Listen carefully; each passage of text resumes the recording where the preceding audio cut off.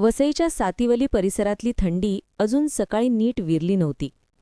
लहानशा मातीच्या घरातून मातीचा सुगंध येत होता आणि अंगणात अंशिकाची शाळेची पिशवी ठेवलेली होती. अंशिका गौड फक्त 13 वर्षांची, निरागस, शांत, आईवडिलांची लाडकी. तिच्या चेहऱ्यावर नेहमीच गोजिरवाणा हसू असायचं. पण त्या दिवशी तिच्या डोळ्यात हसू नव्हतं, फक्त एक अदृश्य भीती दडलेली होती. स्वयंपाकघरातून आईचा आवाज आला. अंशिका, नाश्ता करून जा ग बाळा, रिकाम्या पोटी जातेस. अंशिका चपला घालत म्हणाली, आई उशीर झाला, मॅडम रागावतील, मी शाळेत जाऊन खातो. आईने तिचा हात पकडला. किती उशीर होणार आहे, फक्त 10 मिनिटं ना. अंशिकाने उत्तर दिलं नाही. तिच्या चेहऱ्यावर भीती स्पष्ट दिसत होती. जणू ती उशिराची भीती नव्हती, तर शाळेतील कोणाची तरी भीती वागवत होती. बाबा बाहेर आले. अंशिकाकडे पाहून म्हणाले, अगं एवढी का घाबरतेस, 10 मिनिटांनी जग थांबत नाही.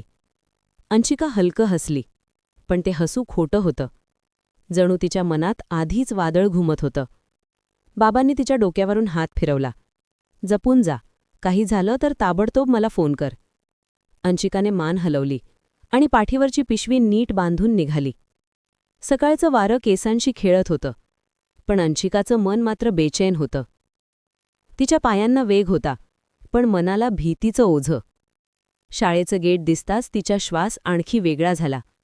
गेट अर्धवट बंद होतं. अनेक मुले आत धावत होती. काही गेटजवळ उभी राहून उशीर झाल्यामुळे चिंतेत होती. अंशिकाने घड्याळ पाहिलं. नेमके 10 मिनिटं उशीर. तिच्या लहानशा हृदयाची धडधड वाढत गेली. वर्गाच्या बाहेर उभे विद्यार्थी दिसले. त्यांच्या चेहऱ्यावर रडण्याचा भाव. कोणीतरी हुंदका दाबत होता. अंशिकेच्या कानावर आलं, आज मॅडम खूप रागात आहेत. हे ऐकून अंशिकाने आपली बोटं घट्ट मुठीत आवळली. तिला माहीत होतं, उशीर म्हणजे शिक्षा. पण आजची शिक्षा किती भयानक असेल याची तिला कल्पनाही नव्हती. तिचा छोटासा जीव त्या भीतीखाली दाबला जात होता. त्या दिवशी अंशिका शाळेच्या गेटमधून आत गेली, पण तिचं हसू आणि तिचं लहानचं आयुष्य कधीच परत बाहेर आलं नाही. अंगणात शांतता होती, पण त्या शांततेत एक अनोखा ताण दडलेला होता. वर्गाबाहेर उभ्या विद्यार्थ्यांपैकी कोणीतरी कुजबुजलं, जलद उभी रहा, नाहीतर मॅडम आणखी रागावतील. अंशिकाचे पाय थरथरत उभे राहिले. ती श्वासच सावरू शकत नव्हती. कपाळावर बारीक घामाच्या थेंबांची रांग लागली होती. क्षणाभरात दार जोरात उघडलं. मॅडम कठोर नजरेने बाहेर आल्या. त्यांच्या सँडलचा आवाज रिकाम्या कॉरिडॉरमध्ये घणघणून येत होता. तुम्हा सगळ्यांना किती वेळा सांगितलंय वेळेवर यायला? त्यांचा आवाज चापकासारखा सर्वांच्या अंगावर आपटला. सर्व विद्यार्थी खाली मान घालून थांबले. अंशिकानेही डोळे मिटले. कदाचित ती प्रार्थना करत होती, देवा, आज मला वाचव. मॅडमची नजर सर्वांवरून फिरली आणि शेवटी अंशिकेवर थांबली. तू पुन्हा उशीर? चालेल असं वाटतंय का?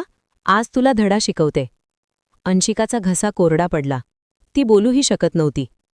मॅडम म्हणाल्या, सगळे कान देऊ नाही का? उशीर केलाय ना, तर 100 उठाबशा काढा, आणि एकही चुकली तर त्याच जागी पुन्हा सुरू. काही मुलांचे गुडघे दाबले गेले. एका मुलीने रडत म्हटलं, मॅडम, मला दम लागतो. मॅडमने रागाने हात टेबलावर आपटला. शांत, सर्वांना 100 उठाबशा सुरू करा. विद्यार्थी उठाबशा करू लागले. कोणी 10, कोणी 20, पण अंशिका थांबली नाही. तिच्या डोळ्यात भीतीची आणि लाजेची आग होती. तिला वाटत होतं, मी थांबले तर मॅडम ओरडतील, सगळे हसतील. बाबांनी सांगितलं होतं, तक्रार घेऊन येऊ नको. त्या भीतीने तिच्या अंगात जणू दगडाची शक्ती आली. 10, 20, 35, तिचा श्वास अडखळत लागला. 40व्या उठाबशीला छातीत दुखायला लागलं. 50व्या उठाबशीला हात थरथर कापू लागले. 60 नंतर डोळ्यासमोर काळोख दाटू लागलं. पण ती थांबली नाही.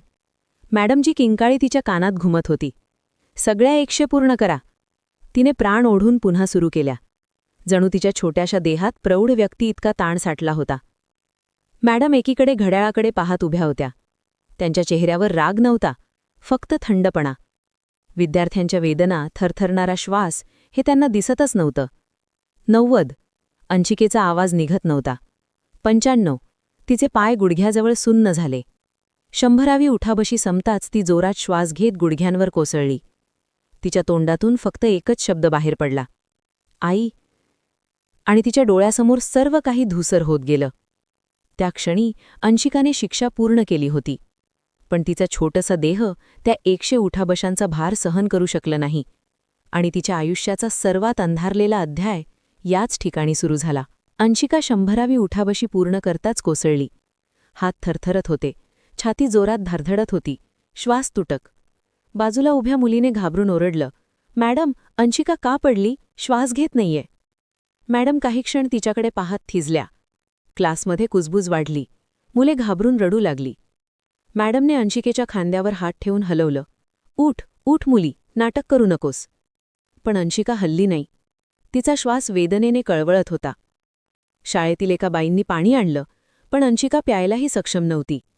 ओठ कोरडे, हात बर्फासारखे थंड. मॅडमचे पाय हदरले. स्थिती गंभीर आहे हे आता स्पष्ट झालं होतं. शाळेच्या ऑफिसमधून घरी फोन गेला.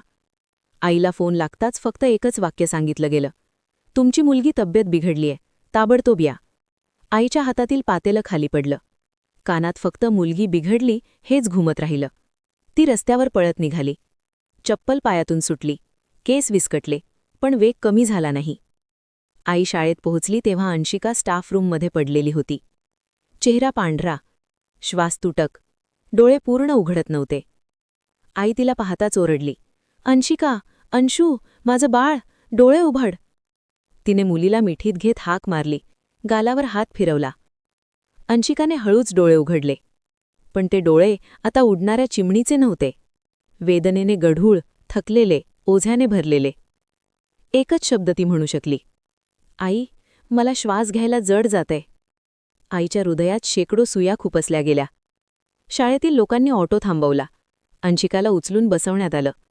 आईने तिचा चेहरा मांडीवर ठेवला. केस कुरवाळत म्हणाली, "काही नाही होत ग बाळा, आता डॉक्टर बघतील, तू शांत रहा." पण अंशिकेच्या शरीराला शांतता नव्हती. छातीत कळा येत होत्या. ती वारंवार पाय हलवत होती. आईने हात पकडून सांगितलं, "अंशू सांभाळ, आई आहे ना?" अंशिकाने हळूच डोळे उघडले आणि विचारलं, "आई, मी काही चुकीचं केलं का?" आई कोसळली. डोळे पाण्याने भरले. "नाही ग बाळा, काहीही चुकीचं नाहीये. तू देवासारखी चांगली आहेस." पण अंतर्मनात आई किंचाळत होती, "माझ्या बाळाला हे कोण करतंय?" ऑटोमध्ये एका माणसाने पाणी दिलं. अंशिकाने एक घोट घेतला, पण अचानक श्वास अडकला. ती आईच्या हाताला जोराने पकडून बसली. शरीर थरथर कापत होतं. आई घाबरून ओरडली, "भाऊ, झपाट्याने चालवा, मुलगी श्वास घेत नाहीये." ऑटोच्या प्रत्येक धक्क्यासोबत अंशिकाचा श्वास तुटत चालला होता. आई फक्त प्रार्थना करत होती, "देवा, माझ्या बाळाला वाचव, तिच्या जागी मला घे." ऑटो अस्ता हॉस्पिटलसमोर थांबला. आईने अंशिकाला उचललं आणि आत धावली. "डॉक्टर, माझ्या मुलीला पहा, श्वास घेत नाहीये." नर्सेस धावल्या. अंशिकाला स्ट्रेचरवर टाकलं गेलं. आईचे हात सुटत नव्हते. नर्स म्हणाली, "मॅडम, तिच्या छातीला जागा द्या." आईने रडत हात सोडले. डॉक्टरांनी ऑक्सिजन मास्क लावला, इंजेक्शन तयार केलं.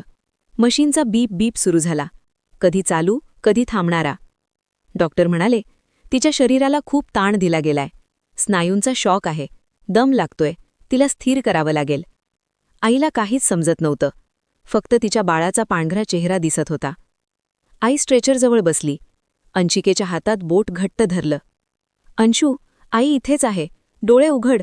मी काही बोलणार नाही, फक्त पाणी प्यायचं, मला बघ." अंशिकेचे डोळे अर्धे उघडले. डोळ्यात वेदना, घाबरलेपणा, थकवा. बाबा आले. ते पाहताच आई कोसळली. "बघा ना, आपल्या बाळाला काहीतरी करा."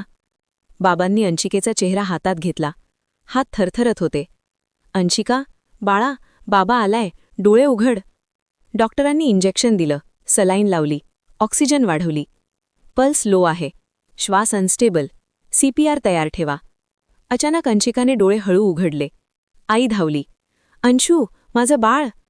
अंशिकाने थकलेल्या नजरेने आईकडे पाहिलं. हात वर करण्याचा प्रयत्न केला, पण हवेतच थांबला. ती कुजबुजली, "आई, श्वास होत नाहीये." आईने तिचा चेहरा धरला. बाबा पायाशी बसले. अंशिकेचा श्वास मंद होत गेला. मशीनचा बीप हळूहळू लांबट झाला. डॉक्टरांनी प्रयत्न केले, पण शेवटी मास्क काढला. डोळे खाली केले. आम्ही प्रयत्न केले, पण मुलगी वाचली नाही. आईच्या हातातून अंशिकेचा हात निसटला. बाबा जागीच रडू लागले. एक बाप, जो कधी दुखला नव्हता, आज पूर्ण मोडून पडला. बाहेर जमलेल्या लोकांत एकच वाक्य. उशिरासाठी दिलेल्या शिक्षेने मुलगी गेली. गावात संताप उसळला. शाळा बंद झाली. लोक रडत होते, चिडले होते. अंचिकेचं घर तिच्या हसण्याशिवाय कायमचं रिकामं झालं. आईबाबांनी शेवटी एकच वाक्य म्हटलं. आपलं बाळ वेळेवर यायचं. घाबरली होती.